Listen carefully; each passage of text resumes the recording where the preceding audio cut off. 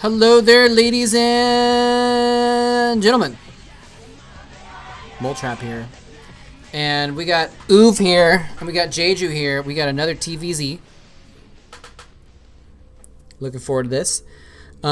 Very interesting situation here. We got, excuse me, we got oov, who is the best, in 2004 at this moment in time, the best Terran versus Zerg player ever to exist. I would say is not an exaggeration. Like I mentioned before, he's coming off of a 25-0 win streak, which was broken just recently by July Zerg, and you know, he's coming off a win against Go Rush in the first game of this series as well.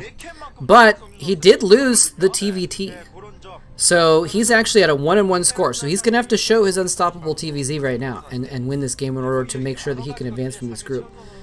oov getting out of this group would be a huge upset for sure, but we'll see what happens. In any case, by the way, so this, what I'm going to do is, if there ends up being tiebreakers,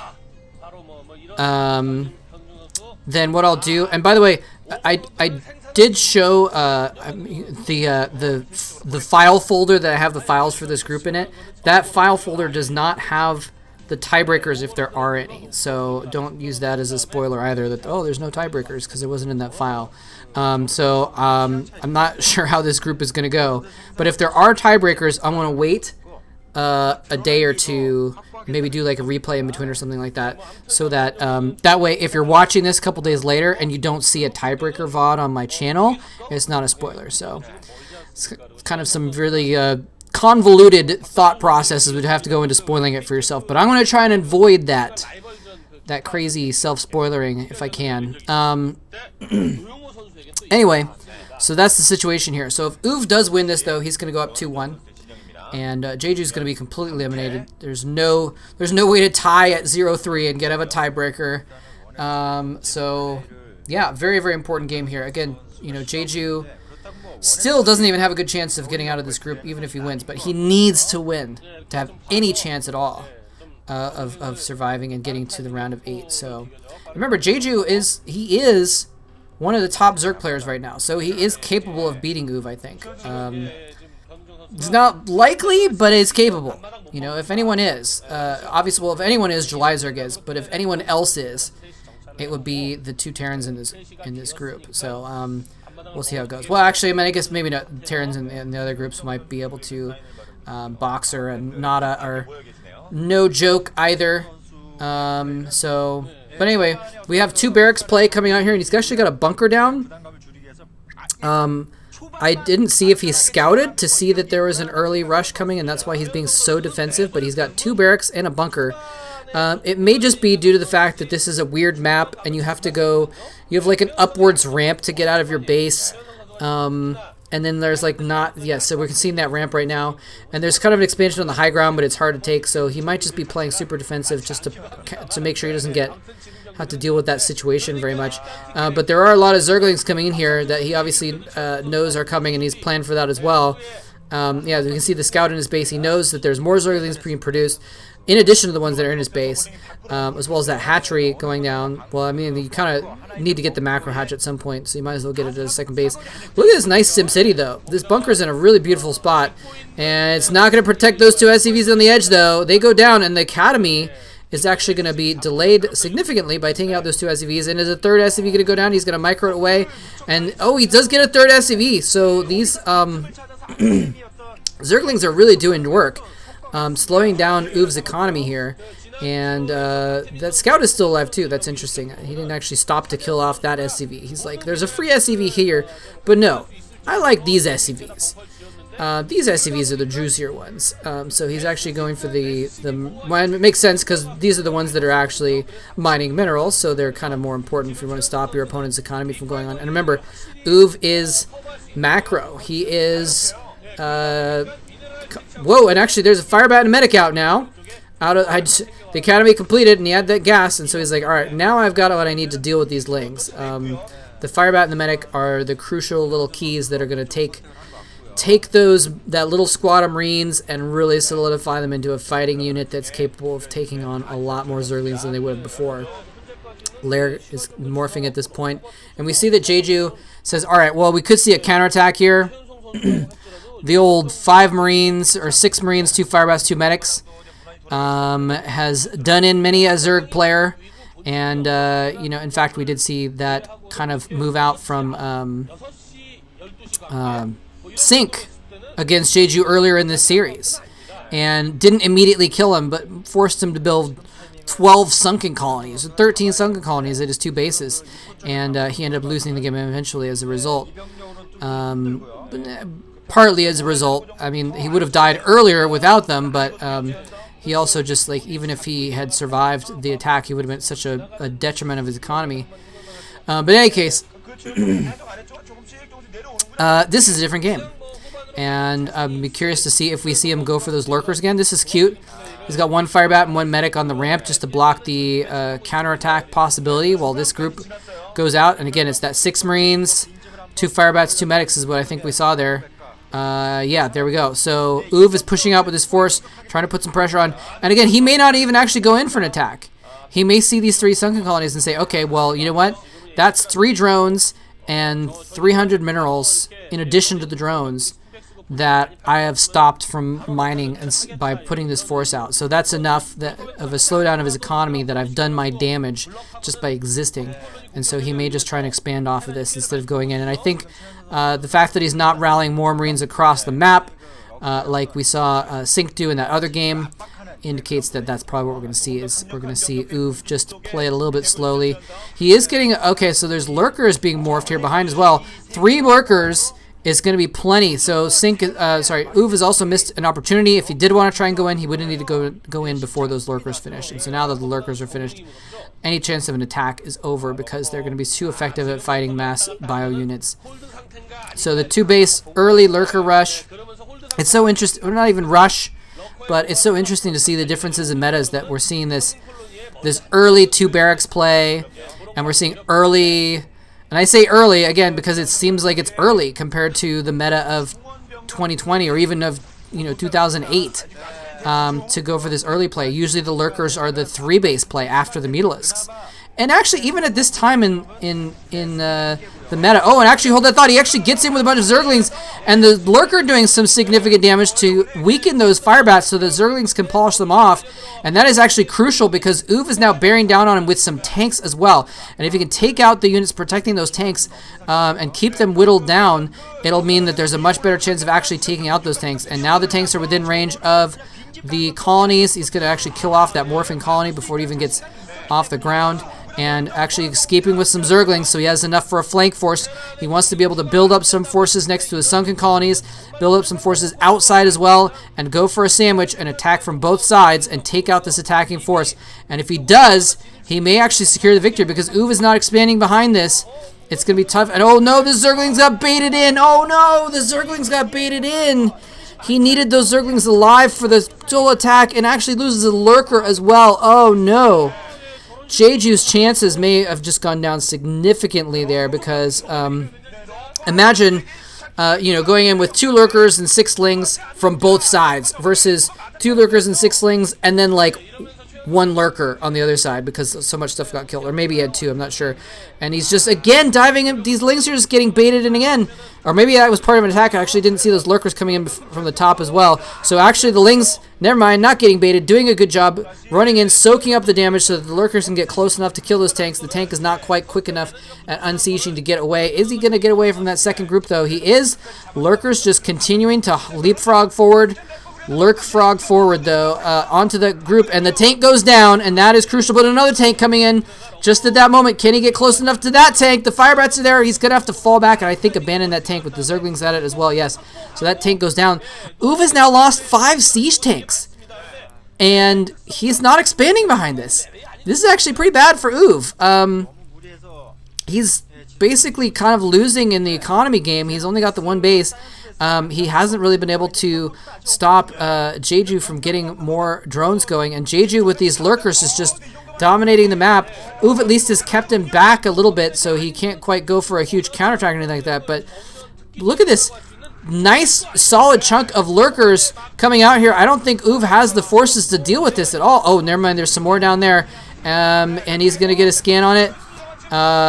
Decent damage being done. He needs to basically kind of bait in the zerglings, kill off the zerglings, and then fall back away from the lurkers, and then theoretically come out and kill the lurkers later. I don't think we even saw the science facility or anything like that. I don't think he's even getting vessels out yet. I didn't see, but maybe he is, and I didn't notice it. But again, you know, I have to remind myself, this is 2004, and OOV is the cheater Terran. Like, he is known for his macro being completely bonkers, and every time he loses his army, he has a whole new one that's twice as big. And, you know, he just revolutionized macro play, basically. So let's see. He's lost that army. The medics are running for the hills. And he doesn't have a huge army. He's got 4 tanks built up, but not very much bio to protect it.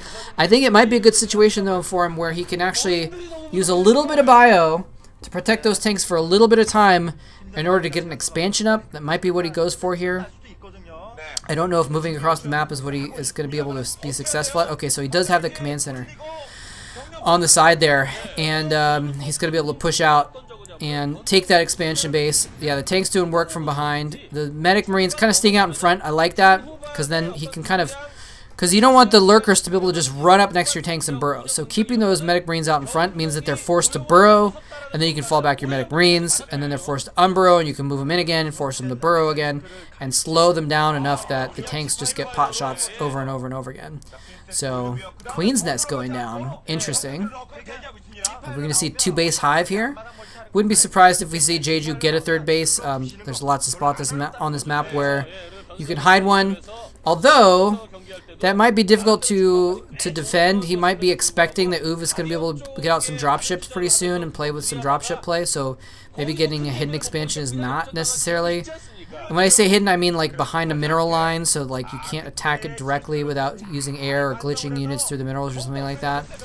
But look at this nice contain. He's got just a nice little squad of lurkers just chilling outside OOV's main large choke point there, just saying, you know what, you can't get out on the map right now. You can't get out and harass my side expansions. I'm going to push in on you slowly and steadily. And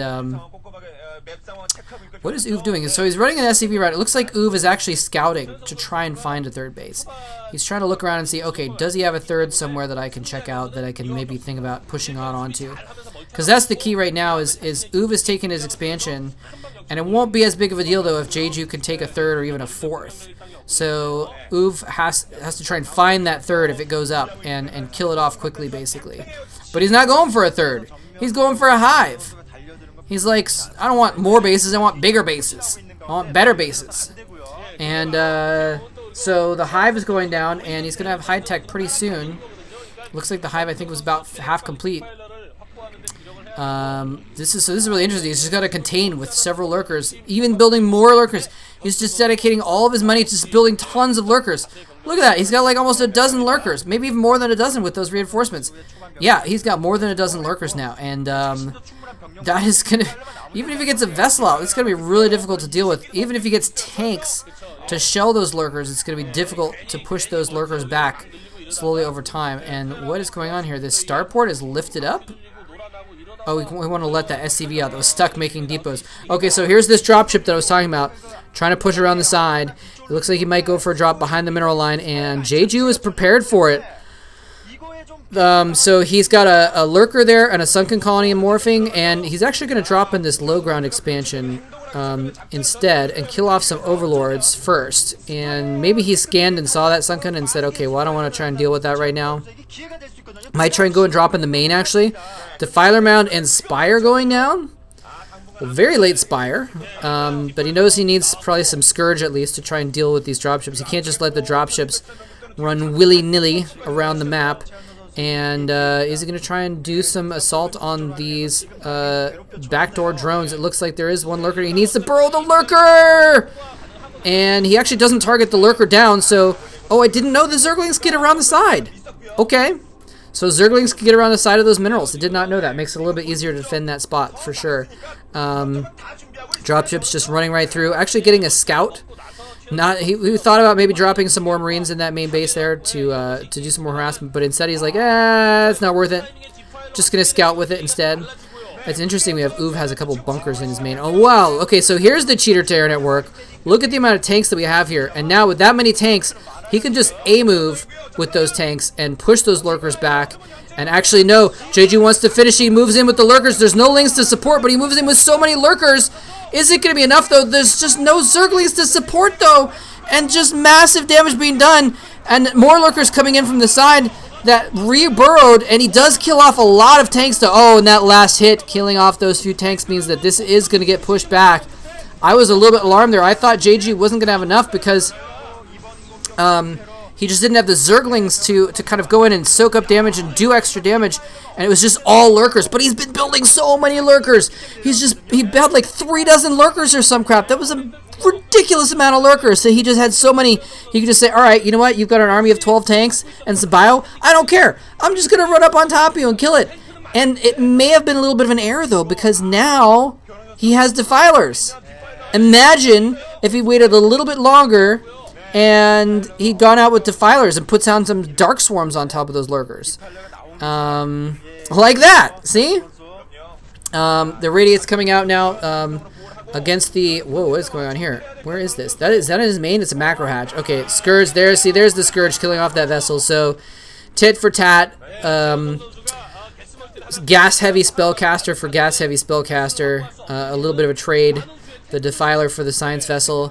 But Jeju is going to maybe lose that macro hatch in his main. And now has to deal with this dropship still running around. Because oh, nice shot. He used the Scourge. He can get more Scourge, obviously. And he probably wants to get more Scourge to deal with that, dropship. Now, I was saying earlier he might have wanted to wait for the Defilers, but I'm thinking that maybe he didn't want to wait because he knew that Oov was going to be pushing out too far. He didn't want to wait for Oov to get too close to his base. He wanted to have the engagement on his terms. And also may have been worried about getting too many science vessels out on the map, something like that. Not sure. But now he has the Defilers, and now he can play the defense game, the Turtle Zerg game a little bit. And just make sure he gets Defilers. Oh, putting mines under the Dark Swarm. That's cute. Putting mines under the Dark Swarm so when the lurkers go in there to take up position, they're actually killed by the mines very quickly.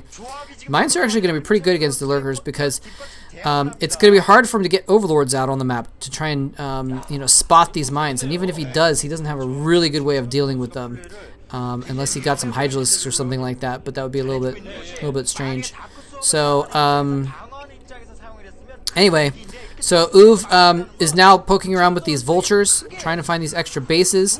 Jeju desperately needs that third base. Desperately. I mean, he's behind. If you're on even bases with the Terran, you're behind a Zerg, basically. So he needs to get that third base out. And he's hoping to use his tech in order to buy that time to get that third base running. But it's not working yet. And Oov has another army moving out. And I don't want to oversell his macro capabilities either. But he is prepared to move out on the map once again, despite losing almost all of his tanks before. He's got a few more. And that Zergling's like... It's funny how that Zergling like stops for a second. I was like, what's that? Oh, he's going to get the dropship with a couple Scourge. And I think it might have been full as well, actually. So that is a huge pickup for Jeju. And there's the mine going down. No, actually the mine is going to... I actually didn't see what happened with the mine. Maybe he actually killed it with the tank to make sure that the mine didn't kill his own tank or something like that. Didn't see what happened there. But interestingly enough, Oov is kind of taking this position on the right side of the map. He's kind of been forced there by these Dark Swarms moving over. Oh, that Zergling's really cute. He's like, I'm going to take this refinery. This one's mine, guys. I got it. And everyone's just kind of ignoring him. In any case, these Dark Swarms are going to run out pretty soon, so he's forcing to fall back. And if I remember correctly, the tanks can still do splash damage underneath those swarms. So they still do a little bit of splash damage to those lurkers. It's just not full damage, basically. And Oov is doing a really great job of making sure he's... Oh, and he's going to lose some vessels. He loses one, and that is it. The Marines sweep in and save those vessels. That is huge. If he'd lost 2 more vessels, that would have been very, very bad for Oov. And that's the kind of thing that Jeju needs to get back into this game. He's going to start trying to get that third base mining, but Ultralisks? Essentially 2 base Ultralisks because he doesn't have the third base mining yet, or maybe he's got the gas mining or something like that. But this is some scrappy play we're seeing out of Jeju right now. He's his OSL career is depending on winning this game and getting into some tiebreakers, and he's playing like his life depends on it. And don't know if it's going to be enough, though, because oov now not only has map control, but he's secured that third base on the right side of the map. Oh, and he's killing off the drones on this left side base as well. Oh, man. I mean, like, I'm not sure what Jeju can do at this point. He basically needs to simultaneously defend this big push in the middle and kill off oov's base on the right and drone up his base on the left. Somehow he needs to do all three of those things at the same time. Can he pull it off? Can Ultralisks with swarms deal with stage 1 of that ask, which is getting this middle pushed back? That would be the first step. If he does do that, if he does kill off oov's army, he could proceed to do those other two things. So it's going to come down to this battle. A vessel goes down. He's pushing out with the swarms. Swarm goes down, and the Ultralisks are following up underneath the swarm, but he needs to keep the swarm train going as far as he can, as far as oov can fall back. And oov has the entire map to fall back to. Actually, he has to fall back to his tanks. At the very least, he's fighting to keep his tanks. He needs another swarm on top of those tanks to keep those Ultralisks alive. Defense matrix on the tank is going to protect it for a little bit longer, long enough for the Marines to get a lot of damage down. But his Ultras are going to be forced to fall back, and that might be it for Jeju. That might have been his last chance at a push. He just lost so much money in those Ultras and Defilers, and basically oov didn't really lose much ground, and now he's pushing back to regain that exact amount of ground. SCVs, it looked like he was pulling SCVs for this attack. I think they're probably just going over that extra base, but here we go. Jeju losing some Zerglings. This is going to be his final defense. Oh, huge amount of Scourge going in. They're going to kill so many vessels. Oh, they actually missed the last few. Just a barely managed defense of those vessels. Otherwise, he would have lost all of the vessels. There was enough Scourge to kill every single vessel there. He defends 3 of them. He probably only has 1 or 2 irradiates left, though, in those vessels. But it doesn't really matter necessarily. And, oh, this is going to seal the deal. Running in with a side group of Marines onto that left side base. Getting the tanks in position to shell this middle base, the natural expansion. And there is oov looking stern, looking focused, looking like he knows that he is about to win. His victory is within his grasp. The lurker's going into this mineral line on the right side base, but it's way too late. When you lose your main and you can kill off the enemy's third, it's not a good trade. And yeah, he loses the natural. That lurker is doing some significant damage, but I don't think it's going to be enough, because now the Terran is marching tanks and Marines down into Jeju's main. Jeju is going to go out 3-0, 0-3 in this group. He's going to be losing, and oov is going to advance, or not advance, but he's going to advance from this game with a 2-1 record. Yeah, so he's going to be in good shape here. And actually, let me think about the situation now. So oov has 2-1. Jeju has 0-3. The last game is going to be Sync versus Go Rush. And let's see, can I block this out there? There we go. The last game is going to be Sync versus Go Rush. So let me try and remember who has what score. And I believe Sync is at 1-1.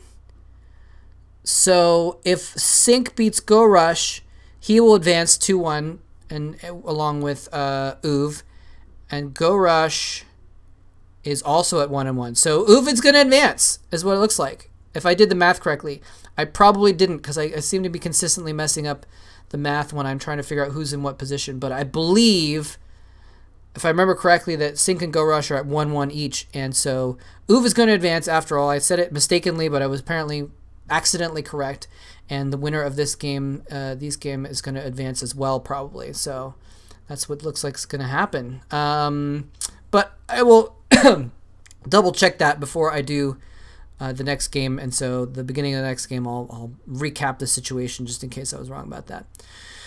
So, wow, that was a great game. Jeju, despite not being Jelizer, gave oov a run for his money, but in the end, it turns out that only Jelizer can beat oov. Oov coming out, beating Go Rush and Jeju in this group, beating both the Zergs, and looking pretty good doing it. So, anyways, hope you guys enjoyed that. Thanks very much for watching. Game 6 is coming up. It's going to be another TVZ, Sync versus Go Rush. That should be exciting as well. Hope you enjoyed it. Thanks for watching.